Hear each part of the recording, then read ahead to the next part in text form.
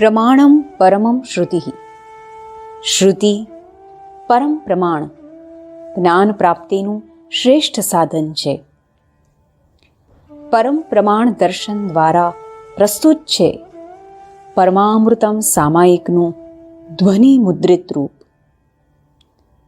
પરમામૃતમ સામાયિકની ઓડિયો પુસ્તિકા. પ્રમાણમ પરમમ શ્રુતિ. Veda is the supreme means of knowledge. Param Praman Darshan presents Paramamrutam in the form of an audiobook. પરમમૃતમ જાન્યુઆરી 2022. શ્રી રુદ્ર પ્રશ્નઃ. નમો હૃદયાય ચ નિવેશ્યાય ચ. અનુવાક 9, મંત્ર 6. નમઃ નમસ્કાર. હૃદયાય, હૃદય અર્થાત જેની ઊંડાઈ માપી ન શકાય તેવા જળમાં રહેનારા અથવા તે ઊંડાઈ રૂપે રહેલા છે તેવા. ચ અને નિવેશ્યાય, ઝાકળના બિંદુ રૂપે રહેલા પરમાત્માને. ચ તથા અગાધ જળ રૂપે રહેલા તથા ઝાકળ રૂપે રહેલા ભગવાન રુદ્રને હું નમસ્કાર કરું છું. પઠન કરતા યુવરાજસિંહ મહિડા. સદગુરુ મુખેથી ગુરુદેવ પરમ પૂજ્ય સ્વામી તદ્રૂપાનંદ સરસ્વતીજીના પુસ્તકમાંથી ઉદ્ધૃત. સંકલન સ્વામીની સત્પ્રિયાનંદ સરસ્વતી. तत्वज्ञ इस संसार में नहीं खिन्न होता है कभी, ब्रह्मांड मंडल पूर्ण अहो उस एक से क्यों की सभी. જીવન મુક્ત કે તત્વજ્ઞાની ચૈતન્યનો મહાસાગર છે. જગત તેમાં ઉદય પામતી અને અસ્ત થતી લહેરો છે. જીવ એ પરપોટા છે. માછલા અને મોતીરૂપી પદાર્થો ફીણના ગોટા છે. લહેરો, તરંગો, પરપોટા, મોતી, માછલા કે ફીણના અસ્તથી ચૈતન્ય સાગરને કઈ રીતે ખેદ હોઈ શકે? કારણ કે જેનો અસ્ત થયો છે તે પણ અંતે તો પોતાની અંદર જ છે. અરે, પોતાની અંદર થતા ભ્રાંતિમય નામ અને આકારના ઉદય અને અસ્તથી પોતાને કેવો હર્ષ અને કેવો શોક! જે તત્વજ્ઞ પોતાને સર્વ બ્રહ્માંડનું અધિષ્ઠાન સમજે, પોતાનાથી જ સમગ્ર બ્રહ્માંડ આચ્છાદિત છે તેવું જાણે, તો તે જગતરૂપી આરોપથી કેવી રીતે ખિન્નતા કે ખેદ અનુભવે, કે આરોપમાં થતા ઘટાડાથી કઈ રીતે પોતાને અપૂર્ણ માની ખેદ પામે? દોરીને વળી સર્પથી સુખ પણ કેવું અને દુઃખ પણ કેવું? દુઃખી તો તે છે જે જગતને સાચું માને, સત્ય જાણે. એટલું જ નહીં પણ પોતાનાથી ભિન્ન એવા જગતનું અસ્તિત્વ સ્વીકારે. આવા જગતના સ્વીકારમાં જ અજ્ઞાની પોતાને અપૂર્ણ થયેલો જાહેર કરે છે અને જાતે જ જગતને પોતાનાથી ન્યારું સમજી પોતાને અંતવાન અનુભવે છે. કારણ કે જ્યાં દ્વૈત છે, બ્રહ્મ અને બ્રહ્માંડ જુદા છે, ત્યાં બંને અપૂર્ણ અને અંતવાન છે. અપૂર્ણતા અને અંતમાં જ ખેદ અને ખિન્નતા છે. એકમાં, અદ્વૈતમાં, અભેદમાં હું અનંત છું, પરિપૂર્ણ છું તેવું જાણી તત્વજ્ઞ કદી પણ કોઈથી પણ ક્યાંય ખેદ અનુભવતો નથી. જો હું અનાદિ અનંત છું તો ભલેને નાશવાન શરીર, મન, બુદ્ધિ કે સમગ્ર બ્રહ્માંડ મારી સામે યુદ્ધે ચડે, મને તેનું લેશ માત્ર દર્દ નથી. નાશવાન અને મિથ્યા આરોપનું યુદ્ધ અધિષ્ઠાનને કદી ઘાયલ કરી શકે નહીં. પઠન કરતા કલ્યાણીબહેન પારેખ. આગામી કાર્યક્રમ 2022. સત્ર વેદાંત અભ્યાસક્રમ સત્ર 56. પ્રારંભ 21 ફેબ્રુઆરી, સમાપન 28 ફેબ્રુઆરી.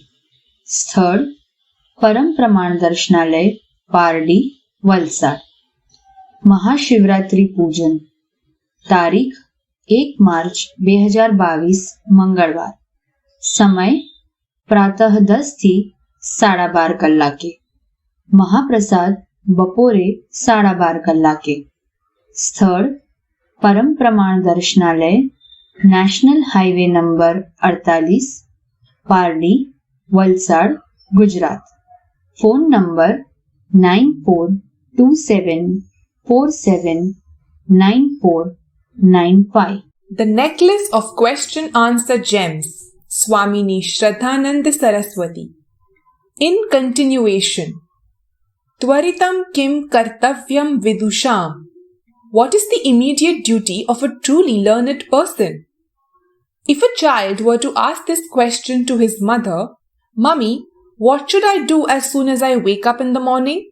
And if the mother is a Vaidika, a cultured person following the Vedic traditions, she will say, "Before you place your feet on the ground, ask for pardon from Mother Earth, Prithvi Devi, Bhumi Devi." There is a very popular shlok which is to be chanted by us when we get up in the morning and before we place our feet on the ground. Samudravasane Devi Parvatastana Mandale Vishnupatni Namastubhyam Padasparsham Kshamasvame. O Devi who dwells in the ocean, the effulgent one whose breasts are like the mountain, my salutations to you. Forgive me for my touching you with my feet. This prayer is chanted when one places one's feet on Mother Earth for the first time at dawn. In the Vedic culture, Mother Earth is looked upon as goddess and not merely one of the 5 elements of the creation. Therefore, placing one's feet on her is looked upon as an act of disrespect. In seeking forgiveness from the goddess, one acknowledges the presence of divinity all around. Another morning prayer which is to be chanted while one is still on the bed is called Karadarshanam. Karagre vasate Lakshmi, Karamadhye Saraswati, Karamule tu Govindam, Prabhate Karadarshanam. On the forepart of your palm is Goddess Lakshmi. In the middle of your palm is Goddess Saraswati. On the base of your palm is Lord Govind. In this manner, look at your palm in the morning. In the Vedic culture, one begins the day with this prayer. Here in this verse, Kara refers to the palm of the hand and it stands for the 5 karmendriyas or the organs of action. While looking at the palm, one invokes the Lord in the form of various deities, thus sanctifying all the actions that are to be done during the day. By acknowledging the Lord as the giver of the capacity to perform actions and as the giver of the fruits of those actions, one sanctifies the action. The idea is that all the gods reside in one's palm. Only when a person earns the grace of the Devtas, there would be peace, prosperity, and happiness in life. These days, most people consider the grace of Goddess Lakshmi, the goddess of wealth, as supreme. It does not matter to them if they have the grace of Goddess Saraswati or not. Their logic is simple. If after studying also one has to work for the attainment of wealth, and if without studying also one can get the same wealth or even more, then where is the need to waste time in studying? Very often, people who are not well educated are the ones who manage to earn the most. The modern society also regards such people as the most successful and influential ones. There are a few others who are more mature and are not satisfied with the grace of Devi Lakshmi and so seek the grace of Goddess Saraswati. In their understanding, a scholarly person is widely revered. A king is a very powerful person but is hailed only in his own kingdom, whereas a scholarly person is revered all over the world. A third deity whose grace is to be sought is Govind. The word Govind represents the Supreme Lord, Paramatma. Without Ishwar Kripa or Bhagavad Kripa, nothing can be achieved in life. Ishwara's grace in the life of a mumukshu. In the case of a mumukshu, one desirous of moksha, Ishwara Kripa is essential for the attainment of the 4-fold qualifications called Sadhan Chatushtayam. Ishwaranugrahadeva पुंसामद्वैतवासना महद्भयपरित्राणात् विप्राणामुपजायते. Avadhut Gita 1. Only by the grace of the Lord does the desire to know the non-dual arise in wise men to save them from the great fear of samsara, that is, repeated cycles of birth and death. In the text Aparokshanubhuti, Adi Shankaracharya begins by saying, Swavarnashrama dharmena tapasa haritoshanat sadhanam prabhavet punsam vairagyadi chatushtayam. A person attains the fourfold qualifications beginning with vairagya by pleasing the Lord through the fulfillment of one's duties and by austerities. When a person lives life fulfilling the varna and the ashrama duties, that is, duties to be compulsorily done by a person according to one's social status as a brahmana, kshatriya, vaishya or shudra, and duties to be done based on one's stage in life called ashram, such as brahmacharya, grihastha, vanprastha and sannyasa, and does austerities wherein there is willful self-denial to establish mastery over the sense organs, the Lord is pleased by the effort of the sadhak. When the Lord is pleased, the devotee is rewarded with the fourfold qualifications, namely vivek, vairagya, shamadhi shatka sampatti and mumukshutvam. Here, a question can arise that if the Lord is pleased, will He grant moksha to a mumukshu directly? Lord will not directly grant moksha. If the Lord were to directly grant moksha, what will be the role of purusharth? After all, moksha is called Parampurusharth, the highest pursuit to be fulfilled by a seeker. If everything is to be got by Ishwar Kripa, what is the purpose of Purusharth? Scriptures and the Acharyas clearly say that Lord will not directly grant moksha. Lord will first grant Vairagyadi Chatushtayam, the fourfold qualifications beginning with Vairagyam. With the help of the qualifications, one has to work for one's own moksha. Just like a student has to himself or herself study for the examination. The student cannot write the paper carelessly and say, let the examiner shower his grace on me and pass me in the examination. Just imagine, if the examiner were to be gracious enough and pass the student, of what benefit will it be to the student? The student has not worked for the qualifications, has not educated his intellect, has not grown in knowledge, and is still made to pass. Of what use is such a degree? This is exactly what is happening with our government reservation policies. People are made to climb up without working for the qualifications, and that is what is degrading the caliber of the country. Hence the Lord says, I will bless only by providing the qualifications. With the help of those sadhanas, you will have to work for your moksha. Therefore, the meaning of the word Govind is sadhana pradata Paramatma, the Lord who is the bestower of the qualifications necessary for the attainment of moksha through the attainment of self-knowledge. Coming back to our question, what is the immediate duty of a wise person?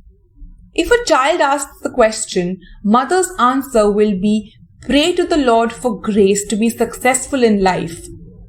Here, the question is raised by a mumukshu, and so the Acharya's answer is directed towards a seeker of moksha. A mumukshu will have to live in a manner following the prescribed spiritual disciplines and earn the grace of the Lord. The grace of the Lord manifests in the form of attainment of the fourfold qualifications essential for the attainment of self-knowledge and the consequent moksha. In this verse, a mumukshu shishya is addressed as Vidusham. Vidusha means a viveki, that is, a learned person, a wise and a mature person, one with a deeper insight and one who is clear about the priorities of life. What is to be done by such a viveki without further delay? The answer given by the Acharya is Samsara Santati Chedaha, the cessation of the repeated succession of birth and death called samsara. It is the foremost duty of a viveki to work for one's moksha. A foolish person who lacks the clarity with regard to the priorities of life can do whatever he or she likes. The scriptures or the acharyas do not address a foolish person who wants to live life recklessly, enjoying the sense pleasures and satisfying one's personal desires. It is left to us to make a choice between putting ourselves in the class of vivekis or in the category of fools. People would love to be addressed as wise and learned, but very often live life in a manner which is a mark of a foolish person. Life has to be cautiously lived in a manner which will take us closer and closer to the goal. If the goal to be attained is freedom from dependence, attainment of independence or moksha, then life too will have to be led in a befitting manner. If we continue to live in a manner which will pull us down and drown us in the maya of sansar, then we are going away from the goal. What is sansar? Let us now inquire as to what exactly is meant by sansar and what is the cause of sansar. In the scriptures, sansar has been defined in several ways. In Bhaja Govindam, Adi Shankara defines sansar as the repeated cycle of birth and death. Punarapi jananam, punarapi maranam, punarapi janani jathare shayanam, iha sansare khalu dostare, krupaya pare pahi murare. Sansara Santati in the above-mentioned context means going through repeated births and deaths. To be born again and again in a finite body, to entertain more and more desires, to struggle to fulfill one's personal desires, and to go through the experiences of the fruits of one's own good and bad actions. This goes on till the body dies, and then the jiva travels in search of a new body and the cycle begins all over again. A great scholar and philosopher, Vachaspati Mishra, defines sansar as Atmanoya Thatmya Ananubhava Nimittaha. What is the cause of sansar? Not knowing one's real self, one's higher nature, that is, the ignorance of one's real self, is the cause of sansar. It is because of ignorance that we have all mistaken the inert body to be the real self. As long as one is identified with the body as one's self, one is essentially a finite, limited and dependent jiva. As a limited individual, everything about me is incomplete, and so there is constant struggle to become fuller and complete. Avidya or ignorance is the root cause. From that spring up desires which prompt an individual to do incessant activity, which in turn leads to fruits in the form of sukha, dukha and punarjan. If avidya is the root cause of sansara santati, what is the way out? How to terminate the recurring succession of births and deaths? How to snap the bounds of sansara santati chedaha? Shankaracharya ji has provided the answer in the text Bhaja Govindam. Gnate tattve kaha sansaraha. When the truth is known, where is sansar? In other words, sansar owes its existence to ignorance of the reality. As long as one remains ignorant of one's higher nature, the problem of sansar will loom large in the mind. First of all, we must know that sansar exists because of our ignorance of the reality. What exists as a result of ignorance can be dispelled or removed only by the attainment of self-knowledge. If sansar is real, no force can terminate such a real sansar. A thing can be put to an end through knowledge only when the thing is unreal and appears to exist because of ignorance. For example, the deadly, fearful and poisonous rope snake can be destroyed only by the knowledge that it is only a harmless piece of rope. Lord Krishna also has shown the means to end the woes of sansar. He says that to cut asunder the tree of sansar, one will have to make use of the axe of knowledge. Asanga shastrena dhradhena chitva. Cut asunder the tree of sansar with the axe of vairagyam, detachment.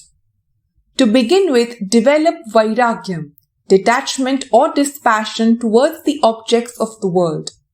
Vairagyam does not mean hatred towards the worldly objects or running away from worldly things. Vairagyam means having a mature attitude towards the objects of the world. Let us understand what is meant by Vairagyam with the help of an example. If you have a cardboard chair which is well decorated, you can make use of it as a decorative piece, but you must also know its limitations. You cannot dare to sit on the chair with your 70 or 80 kilos body weight. If you do, you will fall and break your bones. Similarly, the scriptures say that there are people around you. You can love them, show them your affection, care, and all else. They are all gifts to you from the Lord. Whatever you possess is given by the Lord. So enjoy. But if you need stability and security in life, then always remember this. Don't lean on the things and beings of the world for security. Instead, learn to look upon the Lord as the rock-solid source of security. This mature attitude towards life and its possessions is called Vairagyam. Vairagyam is the first step towards the ultimate goal of moksha. One must learn to shift from world dependence to God dependence. Initially, one learns to draw support from one's personal God or Ishta Devta.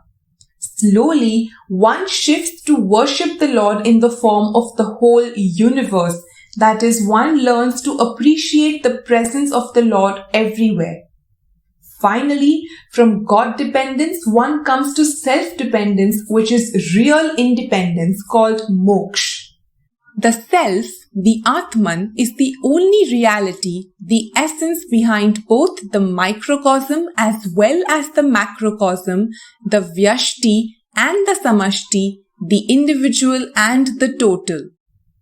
Such a shift is possible only with the attainment of the knowledge that I am that Atman or Brahman, the one and only reality.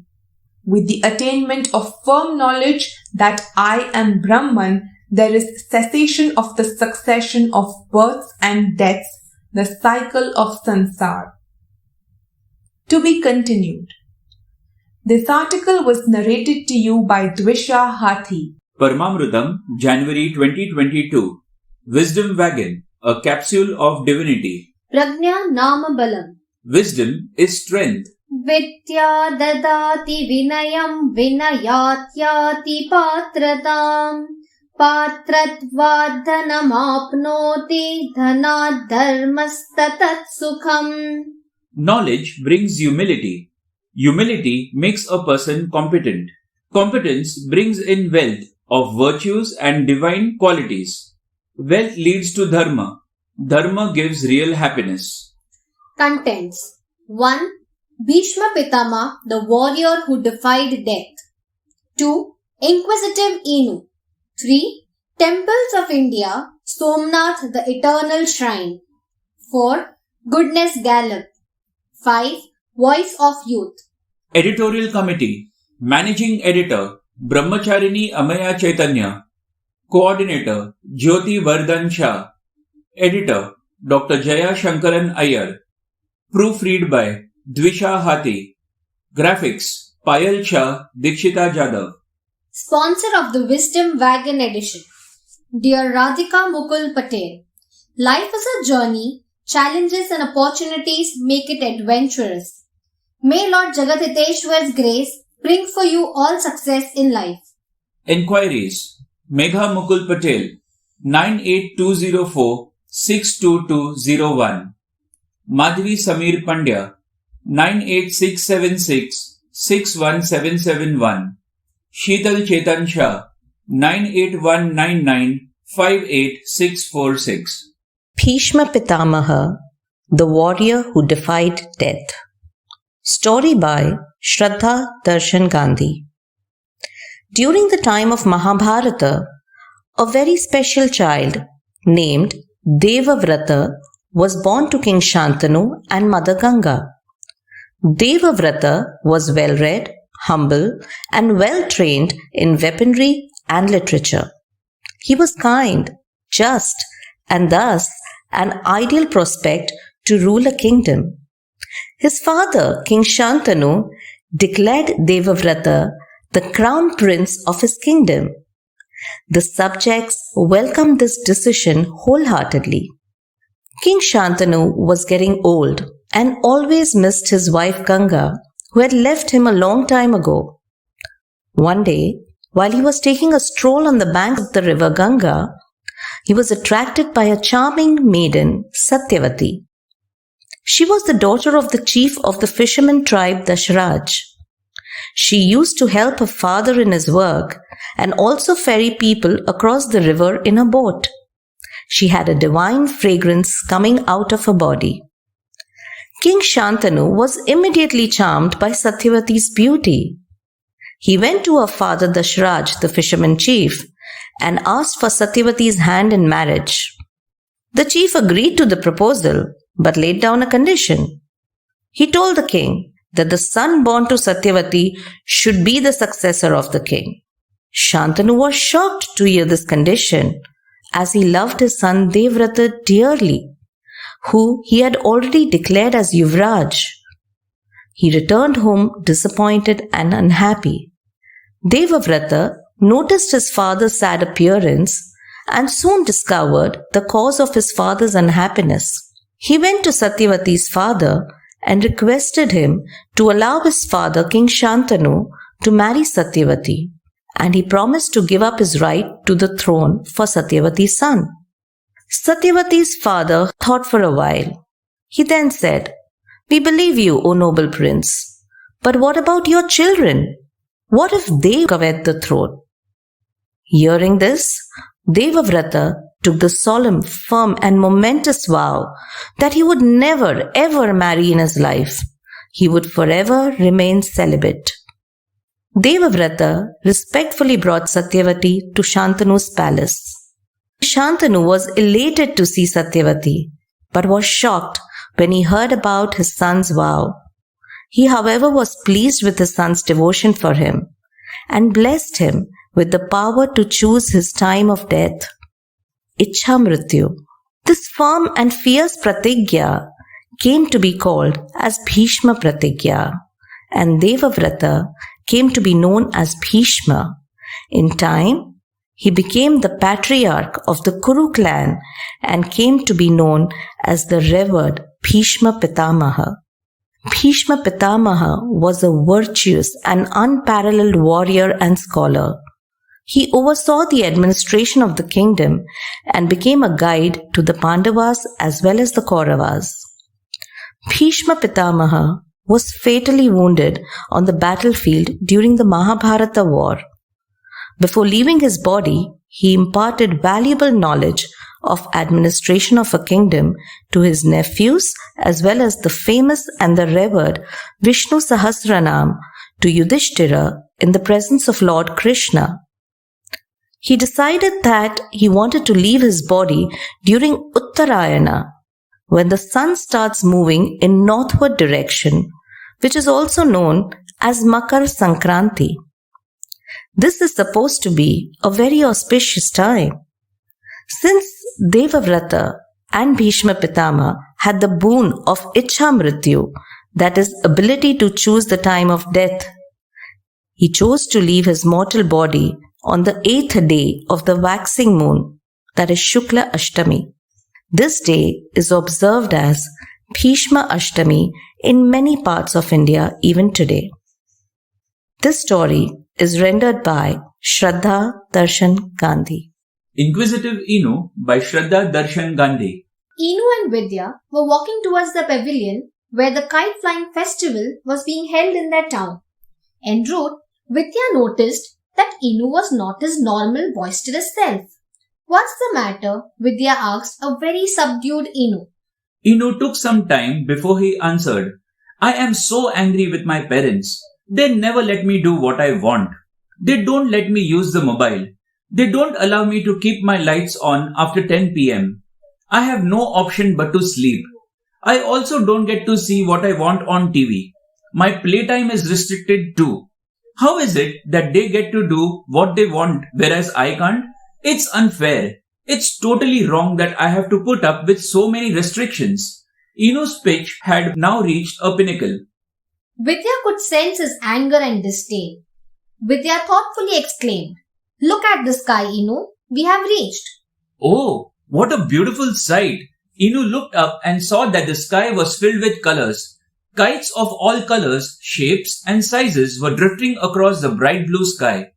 In the background, Inu could hear loud laughter and shouts of children who were competing with each other. Inu immediately forgot his grumpy mood. He was excited and happy at the wonderful ambience. Soon, there was a kite flying match. Vidya was holding Inu's manja, roll of thread on which the kite is reined whilst in air, from behind. Inu skillfully maneuvered his kite in the air away from other kites. Soon, Inu's kite was flying high above all others, beautifully and steadily. Seeing Inu ecstatic and happy, Vidya softly asked him, "Inu, what do you think will happen to the kite if this manja is no longer holding it?" Well, it will float aimlessly for some time before reaching the ground, somewhere in the distance. Inu replied without shifting his attention from the kite. Vidya spoke gently. "Exactly, Inu. What do you think will happen if there are no rules set by parents and you are given complete freedom to do whatever you want?" Inu stopped what he was doing and looked at Vidya now. Vidya continued. "For a plant to grow upwards and healthy, initially a fence is put around it for support. Slowly, when the plant becomes a tree strong on its own, the fence is no longer required. Parents set the rules to discipline us. It is this discipline which helps us in the future. The rules are not meant to bind. If you think about it, they are actually supporting us to grow right and grow healthy." It looked as if light had dawned on Inu. Lowering his gaze, he said softly, "You are right, Vidya. I agree. I will try not to be irritated at something my parents say the next time." Vidya smiled. She knew Inu had imbibed the message. That kite is going to soar beautifully for a long time, she whispered happily. This story was narrated by Dr. Kushal Gharat And Dr. Sejal Gharat. Temples of India. Somnath, the Eternal Shrine by Chaitali Rahul Parekh. Welcome to the Kashyap family. Meet Sri Anand Kashyap, Srimati Uma Kashyap, their bubbly daughter Hridaya, and their cherubic son Sukrut. All of them are sitting at the breakfast table, all fresh to bring in a wonderful day. It was just yesterday that they had returned from Saurashtra, Gujarat, from the sacred soil of Veravar, where Lord Krishna ended his Leela on this earth and left for his heavenly abode. The family also visited the Somnath temple located there to offer their prayers to Lord Mahadev, the presiding deity. Wow! We visited among the 12 Jyotirlingams of India, the magnificent Somnath Mahadev temple, exclaimed Hridaya. Anand closed his eyes and reminisced. I can still vividly imagine the sight of the mighty waves of the Arabian Sea dashing against the shores of the western coast of Gujarat, on which the temple stands tall. Mother, I can't quite recollect the entire story that the guide hurriedly narrated. Can you please tell me? Called out little Sukrut. Sure, my dear, said Uma. This story is about Somraj, the moon god. He was married to the 27 daughters of Daksh Prajapati. However, Soma only favored Rohini while neglecting the rest. This irked Daksh Prajapati, who lost his temper and cursed Somraj that, "May your powers decline with the passing of each day." Soma begged Daksh to take the curse back. But once a curse is uttered, no one can revoke it. "I'm sorry, son," Daksh said. "There is nothing that I can do now. Perhaps if you pray to Lord Shiva, he may help you." Holding on to this slim ray of hope, Soma went to the famed holy ground Prabhas. Thus, Lord Shiva came to be known as Chandrasekhar, or the one with Chandra, Soma, mounted on his head. The linga that Soma worshipped became famous as the Spartan at Veraval, established a linga and prayed earnestly to Lord Shiva. Pleased with Soma's devotion, Lord Shiva appeared and said, "Soma, I empathize with your plight, and though I cannot reverse Daksha's curse, I can soften it to some extent. From this day onward, you will increase in brightness for 15 days in Shukla Paksh and then wane for 15 days in Krishna Paksh. You will fill the world with your radiance on full moon days and disappear on the new moon days." Soma was disappointed at the thought of waxing and waning. His crescent shape would just be a constant reminder of the curse and his reduced strength. Lord Shiva consoled him by saying, "My dear child, the crescent indicates that you will retain some of your powers. I will wear your crescent on my head to show my devotees that they are dear to me even in their lowest moments. That way you will be my constant companion." Thus, Lord Shiva came to be known as Chandrasekhar, or the one with Chandra, Soma, mounted on his head. The linga that Soma worshipped became famous as the pilgrimage site of Somnath in Gujarat. Anand stated an interesting fact about the location of the temple. He informed, "You will be amazed to know that the temple is situated at such a place that there is no land in a straight line between the Somnath seashore until Antarctica." "Oh, that is incredible, father," exclaimed Hridaya. Anand quizzed the kids next. "Do you know who attacked the temple most brutally?" "Daddy, Muhammad of Ghazni. It is mentioned in my history book," exclaimed Hridaya. "Correct. A total of 17 times.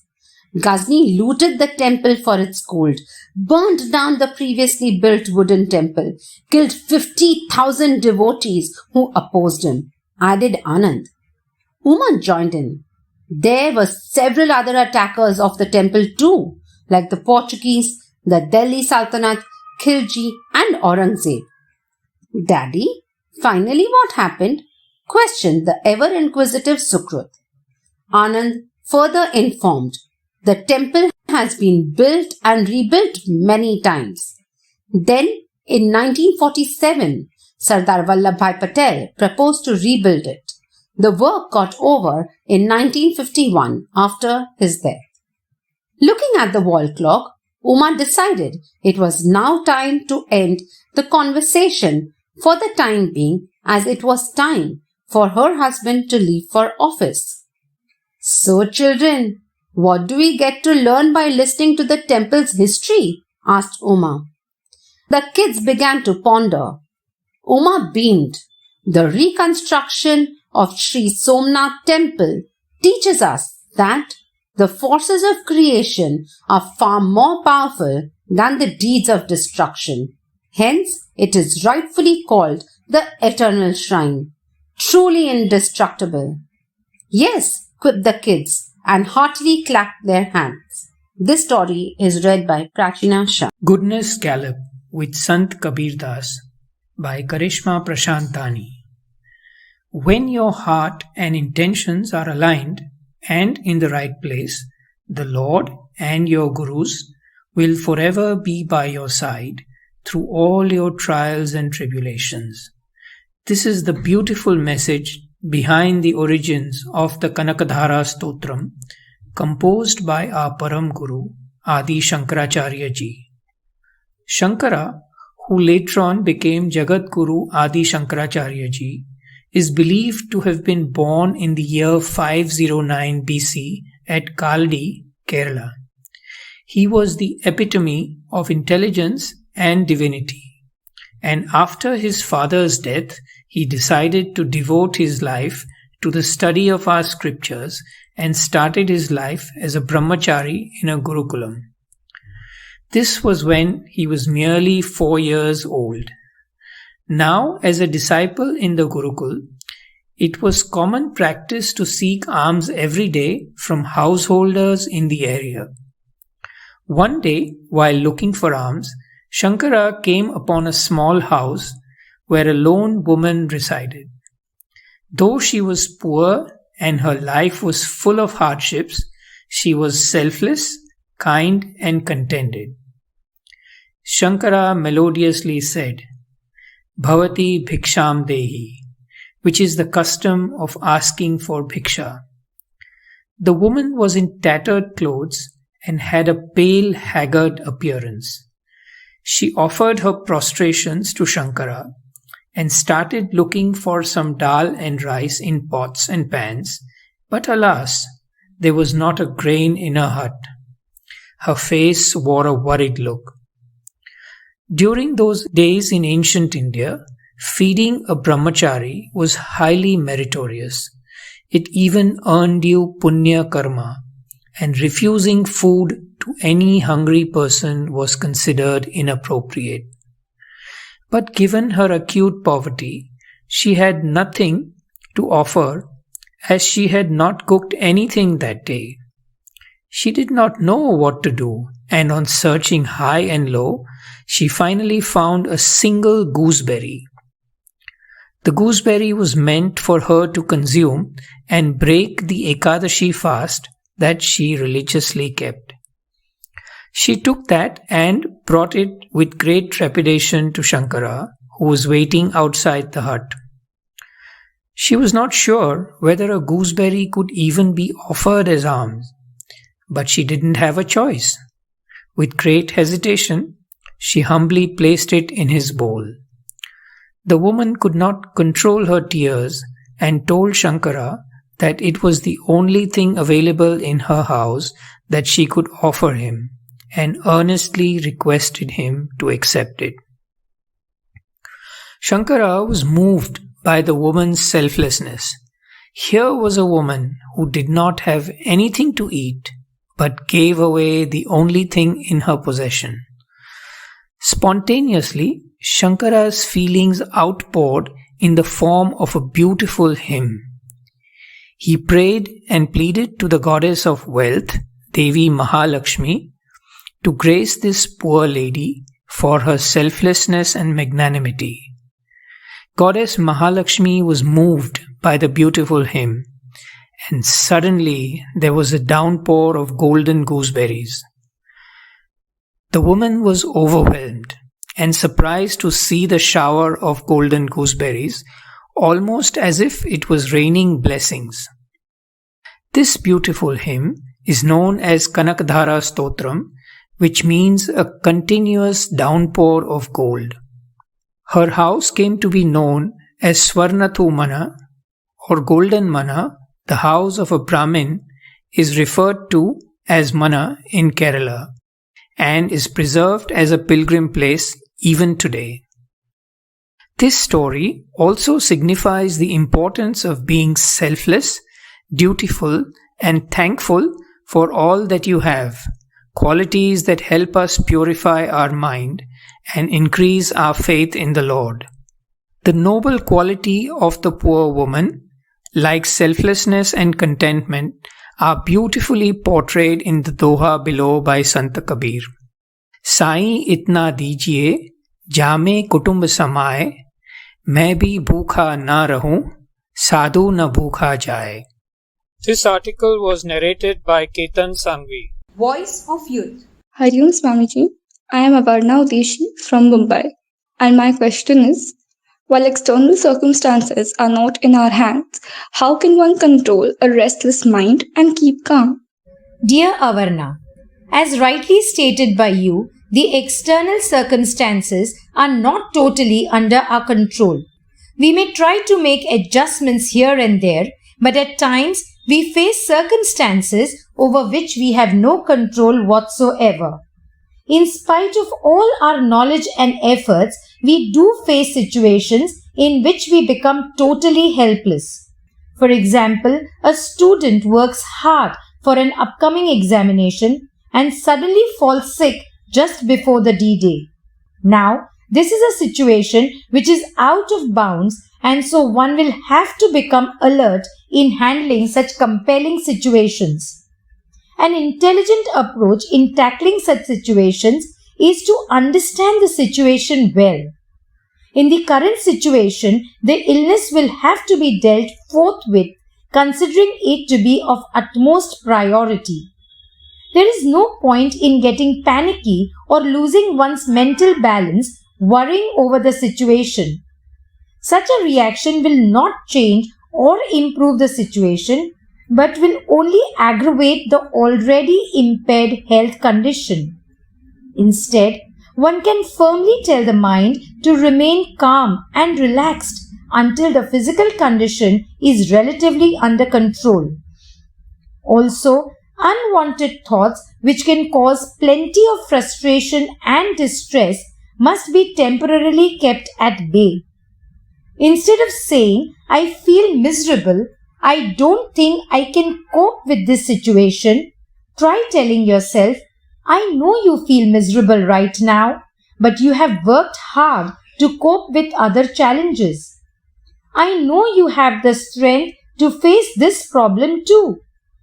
Thus, repositioning yourself as an outside observer of your physical and mental condition will help you to create space from intense thoughts and emotions. Looking at the situation from this newly distanced point of view often makes it easier to see the full picture and not just the most immediate effects. Deliberately entertaining positive thoughts is another strategy that can help you regain control over your mindset. Positive thinking does not mean pretending that there is nothing wrong, ignoring problems, or failing to consider helpful solutions. Rather, it involves putting a more positive spin on your negative thoughts, looking on the bright side, finding a silver lining in the clouds above. Last but not least, let us see the Shastric way of relaxing and calming the mind. You can sit in the puja room in front of the deity and pray, chant shlokas, sing bhajans, do japa, or meditate upon the beautiful form of the Lord. Intimately feel the presence of the Lord and remind yourself that you are most secure in the presence of the Lord. The Lord is benevolent and compassionate. He is your true well-wisher. In the Lord's presence, there is no reason to be fearful or distressed. Lord is there to take care of you at all times. With faith and devotion, the mind learns to remain calm and relaxed in spite of the external situations. This is by far the most unfailing way of relaxing and calming the mind. Harihi Om. અવધૂતિ આનંદનું આચમન. પરમ પૂજ્ય સ્વામી નિજાનંદ સરસ્વતી. સંકલન ધર્મેન્દ્રસિંહ રણા. ગતાંકથી ચાલુ. પૂજ્ય શ્રી રંગ અવધૂત મહારાજ દ્વારા રચિત દત્ત દશક સ્તુતિના ભવે ભાવથી ભવ મળે ભક્ત સ્વયં ભવ હોય શબ્દોને સથવારે આપણે વિચારણા કરી કે સાચી સમજ સાથે શરણાગતિપૂર્વક પરમેશ્વરના કોઈ પણ રૂપની ઉપાસના કરીએ તો પરમેશ્વરની પ્રાપ્તિ અવશ્ય થાય છે. પરમાત્માની પ્રાપ્તિ થતાં ભક્ત સ્વયં પરમાત્મા થઈ જાય છે. ઉપાસક પોતે જ ઉપાસ્ય બની જાય છે.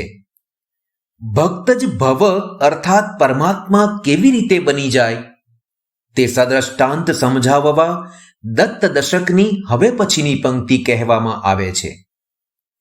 જન્મ મરણ તેને નહીં સ્વયં જનાર્દન એહ રેવા સાગરમાં ભળે રહે ભિન્ન ક્યાં તેહ. સદગુરુદેવના મુખેથી શ્રુતિનું શ્રવણ કરતા ભક્તને સમજાય છે કે પરમેશ્વરથી જુદું આ સમગ્ર સંસારમાં કંઈ જ નથી. સર્વરૂપે પરમેશ્વર જ વિલસી રહ્યા છે. આ સમજ સાથે પરમેશ્વરના કોઈ પણ રૂપની પ્રેમપૂર્વક ઉપાસના કરનાર ભક્તનું હૃદય શુદ્ધ બની જાય ત્યારે ભક્ત અને ભગવાન વચ્ચે કોઈ જુદાપણું એટલે કે દ્વૈત ભાન રહેતું નથી. માં રેવા જ્યારે સમુદ્રમાં ભળી જાય ત્યારે જેમ સમુદ્રથી ભિન્ન ન રહેતા સમુદ્ર જ થઈ જાય છે, તેમજ ભક્ત પણ સાચી સમજ સાથે ઉપાસના કરતા કરતા પોતાની ઉપાધિનું તાદાત્મ્ય છોડી ભગવાનમાં એકરૂપ થઈ જાય છે. તેથી અહીં પૂજ્યશ્રીએ ગાયું કે અનન્ય ચિત્ત ભક્તને જન્મ નથી, મૃત્યુ પણ નથી. એ ભક્ત સ્વયં જનાર્દન થઈ જાય છે. આ પંક્તિની વિચારણા કરીએ તો પૂજ્યશ્રીએ પરમાત્મા થવું એટલે શું તે સદ્રષ્ટાંત સમજાવ્યું છે. પરમેશ્વર એટલે કે ચૈતન્યથી જ આ સમગ્ર સંસાર સર્જાયો છે. સંસારમાં સર્વ કાંઈ જન્મેલું છે. જેનો જન્મ હોય તેનું મૃત્યુ પણ નિશ્ચિત છે. તેથી જે પરમેશ્વરથી જુદું હોય તે સર્વ કાંઈ જન્મેલું હોવાથી મરણધર્મા જ છે. સંસારનું કારણ એવા પરમેશ્વર એકલા જ અજન્મા અને અવિનાશી છે. સંસારનું સર્વ કાંઈ પરમેશ્વરમાંથી જ જન્મે છે. તેથી પરમેશ્વરથી ભિન્ન નથી, પરમેશ્વર રૂપ જ છે. પરંતુ જ્યારે સંસારમાં રહેલી કોઈ વસ્તુ કે વ્યક્તિને પરમેશ્વર રૂપે જોવા કે જાણવામાં ન આવે ત્યારે તે અવશ્ય જન્મવા અને મરવાવાળી બની જાય છે. શરીર, ઇન્દ્રિયો, મન, બુદ્ધિ વગેરે કશું જ અવિનાશી નથી. તેથી જ્યાં સુધી આપણે પોતાને શરીર, ઇન્દ્રિયો, મન બુદ્ધિના તાદાત્મ્યથી યુક્ત હુંને જાણીએ છીએ ત્યાં સુધી જન્મ મૃત્યુથી મુક્ત થઈ શકાય નહીં. પરંતુ જ્યારે ભક્ત પરમ તત્વનું જ્ઞાન પ્રાપ્ત કરી લે છે અને સમગ્ર સંસારનું સર્વ કાંઈ પરમેશ્વરથી જ વ્યાપ્ત છે એવી સ્પષ્ટ અને દ્રઢ સમજ પ્રાપ્ત કરી લે છે ત્યારે તે જાણે છે કે પરમેશ્વરથી જુદું કોઈનું અસ્તિત્વ જ નથી. તેથી જ પૂજ્યશ્રી કહે છે કે ભક્ત જ્યારે પોતાને પરમેશ્વરથી અભિન્ન જાણી લે છે ત્યારે તેને જન્મ મરણ રહેતું નથી. આપણી સંસ્કૃતિમાં વેદ પ્રતિપાદિત ઈશ્વર તત્વની જુદા જુદા રૂપે કરાતી ઉપાસનાઓ ખરેખર તો એક અને અદ્વિતીય અજન્મા અને અવિનાશી તત્વની જ ઉપાસના છે. આ સમજ સાથે ઉપાસના કરનાર ભક્ત જાણી લે છે કે હું શરીર, ઇન્દ્રિય, મન, બુદ્ધિ અને અહંકારથી જુદું ચૈતન્ય સ્વરૂપ છું. ચૈતન્યનો જન્મ નથી, તેથી મારું મૃત્યુ પણ સંભવી શકે નહીં. પૂજ્યશ્રીએ એક ભજનમાં સંસારનું સર્વ કાંઈ જન્મ મરણથી યુક્ત છે એવા સત્યને ઉજાગર કરતા કહ્યું, જે જાયું તે જાય જગતમાં, જે જાયું તે જાય, ફૂલ્યું તે કરમાય જગતમાં, જે જાયું તે જાય. આ જ ભજનમાં અંતે મૃત્યુને ટાળવાનો એકમાત્ર ઉપાય આત્માનુભવ છે એવો સારરૂપ સંદેશો આપતા કહ્યું, રંગ જ્ઞાન વીણ મોત ટળે ના, નિર્ભય કેમ થવાય,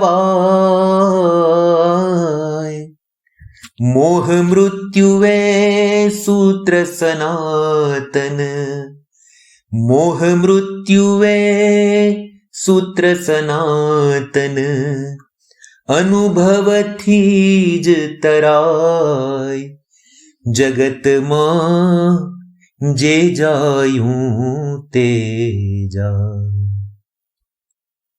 જેમ વર્ષા ઋતુ આવે એટલે નદી નાળા છલકાઈ જાય એટલું બધું પાણી આવી જાય છે, પરંતુ જોત જોતામાં આ જળ સમુદ્રમાં વહી જાય છે.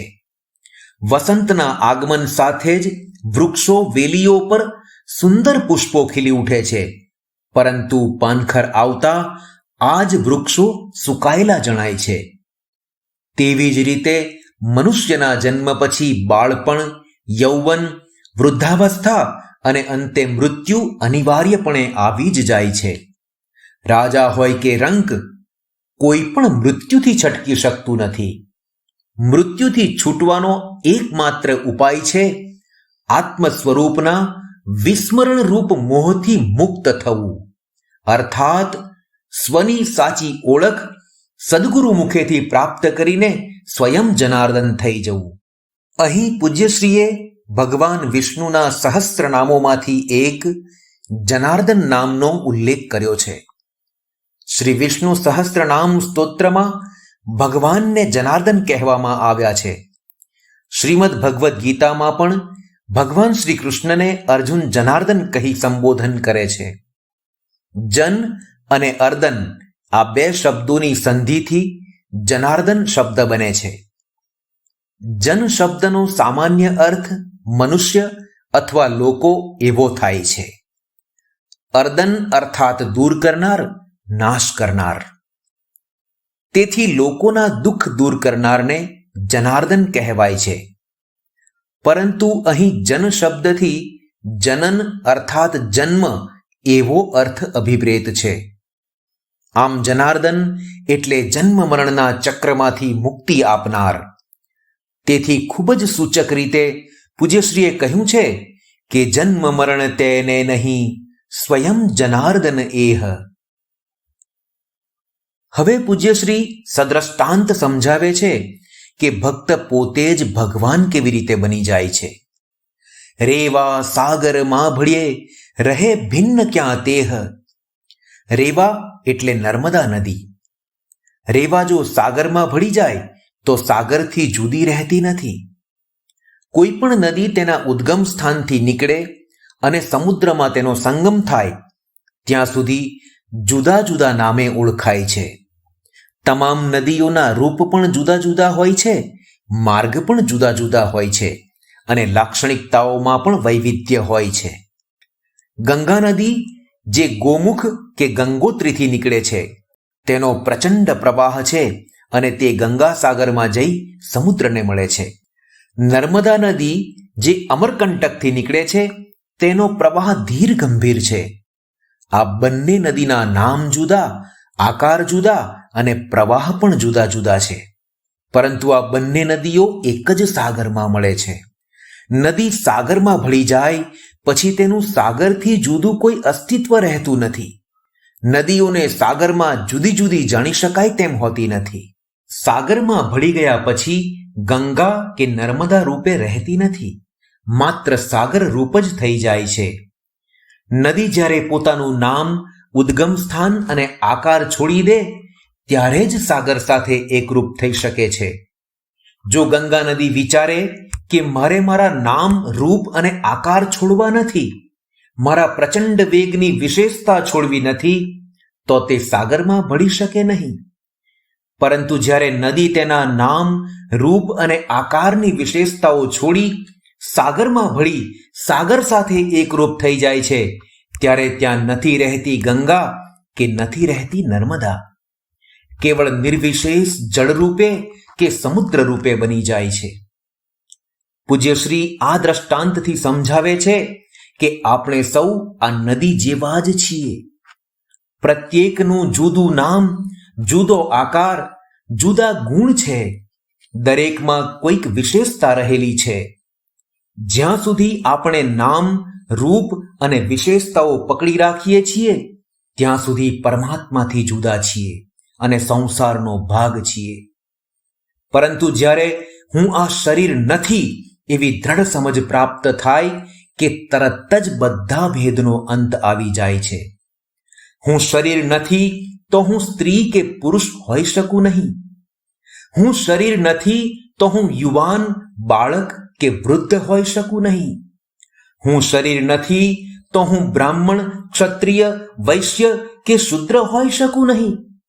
હું શરીર નથી તો હું રોગી નથી કે નિરોગી પણ નથી.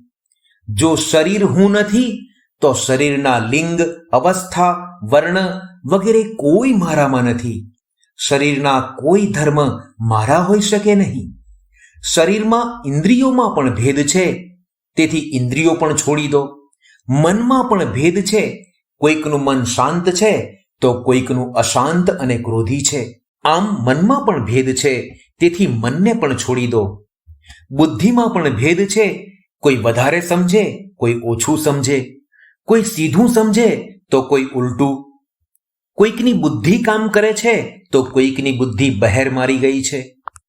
તેથી શરીર, ઇન્દ્રિયો, મન, બુદ્ધિ અને અહંકારનું તાદાત્મ્ય છોડતા ચૈતન્ય બાકી રહે છે, અને ચૈતન્ય એક જ છે. અહીં સમજવાનું છે કે જેમ ગંગા પોતાના નામ, રૂપ, ગુણ છોડીને સાગરમાં ભળી જતા સાગર જ બની જાય છે, તેમ આપણે પણ આપણા નામ, રૂપ, ગુણ, વિશેષતા આ બધું છોડી પરમાત્મામાં ઝંપલાવી દઈએ તો આપણું હું તરીકે જુદું અસ્તિત્વ રહેતું નથી. સ્વયં જનાર્દન બની જઈએ છીએ. આપણે જ્યાં સુધી નામ, રૂપ વગેરેનું અભિમાન પકડી રાખીએ ત્યાં સુધી પરમાત્માથી જુદા છીએ. પરંતુ આ બધું છોડતા જ આપણે પરમાત્માથી જુદા રહેતા નથી. રેવા સાગર માં ભળીએ રહે ભિન્ન ક્યાં તેહ. જે પરમાત્માથી જુદા જ નથી તેને વળી જન્મ કેવો ને મરણ પણ કેવું. જન્મ મરણ તેને નહીં, સ્વયં જનાર્દન એહ.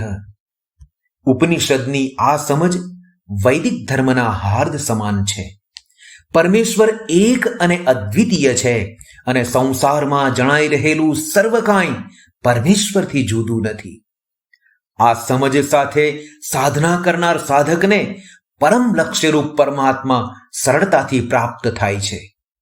જ્યારે આવી સમજ વિના કરવામાં આવતી સાધના મુક્તિરૂપી ફળ આપતી નથી. આ રહસ્ય સમજાવવા પૂજ્યશ્રી હવે પછીની પંક્તિમાં પોતાના સ્વાનુભવનું વર્ણન કરે છે. ક્રમશઃ પઠન કરતા વિરેન્દ્રસિંહ રણા. સંસ્કૃત સૂક્તિ. એતાવાનવ્યયો ધર્મઃ પુણ્યશ્લોકૈરુપાસિતઃ યો ભૂતશોકહર્ષાભ્યામ આત્મા શોચતિ હૃષ્યતિ. શ્રીમદ્ ભાગવત મહાપુરાણ. જે જીવ બીજાના સુખ દુઃખને પોતાના હોય તેમ અનુભવે તેનો જ ધર્મ સાચો ધર્મ છે. આ અવ્યય ધર્મને જ સત્કીર્તિમાન મહાપુરુષોએ સેવ્યો છે. કર્મણા જાયતે જંતુઃ કર્મણૈવ વિલીયતે સુખમ દુઃખમ ભયં ક્ષેમં કર્મણૈવાભિપદ્યતે. શ્રીમદ્ ભાગવત મહાપુરાણ. જીવો કર્મથી જ જન્મે છે અને કર્મથી જ મૃત્યુ પામે છે. સૌને સુખ, દુઃખ, ભય અને જીવન નિર્વાહ બધું કર્મના ફળરૂપે જ પ્રાપ્ત થાય છે. કર્માયત્તમ ફલમ પુંસામ બુદ્ધિ કર્માનુસારિણી તથાપિ સુધિયા કાર્યમ કર્તવ્યમ સુવિચારતઃ. નીતિ શતક. પૂર્વ કર્માનુસાર મનુષ્યને સુખ દુઃખ પ્રાપ્ત થાય છે, અને મનુષ્યની બુદ્ધિ પણ પૂર્વ કર્માનુસાર જ કાર્ય કરે છે. આમ હોવા છતાં બુદ્ધિમાન મનુષ્યએ જોઈ વિચારીને જ કામ કરવું જોઈએ. પઠન કરતા બ્રહ્મચારિણી વિરજા ચૈતન્ય. જીવન દર્શનમ. કાચિત તરુણી તસ્યાહ પિતા મહાજ્ઞાની. એક તરુણી હતી, તેના પિતા મહાજ્ઞાની હતા. કદાચિત તરુણ્યાહ જન્મદિનમ ઉપસ્થિતમ.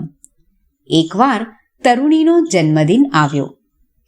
તદ નિમિત્તીકૃત્ય પિતા તસ્यै એકમ બંધન દત્વા અવદત, વત્સે તવ જન્મદિનમ નિમિત્તીકૃત્ય મયા દીયમાનમ ઉપાયનમ એતત. તે નિમિત્તે પિતાએ તેને એક પેટી આપીને કહ્યું, પુત્રી, તારા જન્મદિન નિમિત્તે મેં તને આ ઉપહાર આપ્યો છે. એતસ્ય અંતઃ જીવન દર્શનમ અસ્તિ ઇતિ. એમાં જીવન દર્શન છે. તરુણી તમ બંધમ સ્વીકૃત્ય પ્રકોષ્ઠમ ગતવતી જાગરૂકતયા તમ ઉદ્ઘાટિતવતી ચ. તરુણી તે પેટી સ્વીકારીને ઓરડામાં ગઈ અને સાવધાનીથી તેને ખોલી. બંધસ્ય અંતઃ તિસ્રઃ લઘુપેટિકાઃ આસન. પેટીની અંદર 3 નાની પેટી હતી. તાઃ તિસ્રઃ અપી ચિત્તાકર્ષિકાઃ. તે 3 પણ આકર્ષક હતી. તરુણી કુતૂહલેન પ્રથમાં પેટિકામ ઉદ્ઘાટિતવતી. તરુણીએ કુતૂહલ સાથે પહેલી પેટી ખોલી. તત્ર કશ્ચન દર્પણઃ આસીત. તેમાં એક અરીસો હતો. તત્ર લિખિતમ આસીત અદ્યતની ત્વમ ઇતિ. તેમાં લખેલું હતું, અત્યારે તું આવી છે. દ્વિતીયાયામ પેટિકાયામ કશ્ચન કપાલઃ આસીત. બીજી પેટીમાં એક ખોપડી હતી. તત્ર લિખિતમ આસીત ભાવિની ત્વમ ઇતિ. તેમાં લખેલું હતું, ભવિષ્યમાં તું આવી હોઈશ. અનયોઃ તાત્પર્યમ અનવગચ્છન્તી તરુણી તૃતીયામ પેટિકામ ઉદ્ઘાટિતવતી. આ બંનેનું તાત્પર્ય ન સમજાતા તરુણીએ ત્રીજી પેટી ખોલી. તત્ર ધ્યાન મુદ્રાગતસ્ય મુનેઃ લઘુપ્રતિમા આસીત. તેમાં ધ્યાન મુદ્રામાં બેઠેલા મુનિની નાની મૂર્તિ હતી. તત્પાર્શ્વે લિખિતમ આસીત તવ શાશ્વતમ રૂપમ ઇતિ. તેની પાછળ લખેલું હતું, આ તારું શાશ્વત રૂપ છે. એતેષાં ત્રયાણામ અપી ઉપાયનાનામ આંતર્યમ અજાનતી તરુણી પિતામહીમ પ્રવૃત્તમ સર્વં વિવૃત્ય અપૃચ્છત. ત્રયાણામ અપી કિમ તાત્પર્યમ ઇતિ. આ 3 પેટીનો ગર્ભિત અર્થ ન સમજાતા તરુણીએ દાદાની પાસે જઈને બધું વર્ણન કરીને પૂછ્યું કે 3નું તાત્પર્ય શું છે. પિતામહી ક્ષણમ વિચિંત્ય અવદત, વત્સે દર્પણઃ વર્તમાનસ્ય સંકેતઃ. દાદા એક ક્ષણ વિચારીને બોલ્યા, પુત્રી, દર્પણ વર્તમાનનો સંકેત કરે છે. ત્વમ યાદૃશી સ્યાહ તદેવ રૂપમ દર્શયતી દર્પણઃ. તું જેવી છે તેવું જ રૂપ દર્પણ દર્શાવે છે. પ્રતિદિનમ દર્પણમ દ્રષ્ટ્વા આત્મસ્વરૂપસ્ય વિમર્શણમ કરણીયમ ઇતિ પ્રથમસ્ય ઉપાયનસ્ય અર્થઃ. દરરોજ અરીસો જોઈને આત્મ સ્વરૂપની શોધ કરવી જોઈએ તેવો પ્રથમ પેટીનો સાંકેતિક અર્થ છે. દ્વિતીયમ ઉપાયનમ કપાલઃ ભાવિદશામ સંકેતયતિ. બીજી પેટી ખોપડી ભવિષ્યની દશાનો સંકેત કરે છે. જાતસ્ય મરણમ ધ્રુવમ ઇતિ તત્વમ સ્મારયતિ તત. જન્મેલાનું મૃત્યુ નિશ્ચિત છે એવું તે સ્મરણ કરાવે છે. તૃતીયમ ઉપાયનમ અસ્માસુ સ્થિતામ દિવ્યતામ સંકેતયતિ. ત્રીજી પેટી આપણામાં રહેલી દિવ્યતાનો સંકેત કરે છે. સર્વસ્મિન અપી દિવ્યતા અસ્તિ એવ. સર્વમાં દિવ્યતા રહેલી જ છે. તામ સ્મૃત્વા તસ્ય વર્ધનાય પ્રયાસઃ કરણીયઃ. તેનું સ્મરણ કરીને તેની દ્રઢતા માટે પ્રયત્ન કરવો જોઈએ. અસ્માકમ શાશ્વતમ સ્વરૂપમ તદેવ. તે જ આપણું શાશ્વત સ્વરૂપ છે. તસ્ય વિકાસાત સર્વેપી સાર્થકતામ પ્રાપ્નુવંતિ. તેની દ્રઢતાથી જ સર્વને જીવનની સાર્થકતા પ્રાપ્ત થાય છે. એવં આત્મનિરીક્ષણમ કુર્વદ્ભિઃ સર્વૈઃ જીવનસ્ય અશાશ્વતતામ મનસી નિધાય દિવ્યત્વ પ્રાપ્તયે નિરંતરમ પ્રયાસઃ કરણીયઃ. આમ આત્મનિરીક્ષણ કરનાર સૌએ જીવનની અશાશ્વતતાનો મનથી નિશ્ચય કરીને દિવ્યત્વની પ્રાપ્તિ માટે નિરંતર પ્રયત્ન કરવો જોઈએ. એતદ એવ જીવન તત્વમ. આ જ જીવન તત્વ છે. તદેવ સ્મારિતમ તવ પિત્રા ઇતિ. તે જ તારા પિતાએ યાદ કરાવ્યું. પઠન કરતા બ્રહ્મચારિણી વિરજા ચૈતન્ય. પરમના સુપથે વેદાંત અભ્યાસક્રમ સત્ર તારીખ 4 થી 11 ડિસેમ્બર 2021 દરમિયાન આશ્રમમાં વેદાંત અભ્યાસક્રમ સત્ર 55નું આયોજન કરવામાં આવ્યું હતું. અભ્યાસક્રમમાં ઘણા વર્ષોથી ક્રમિક રીતે ઉપનિષદોનો અભ્યાસ કરાવવામાં આવે છે.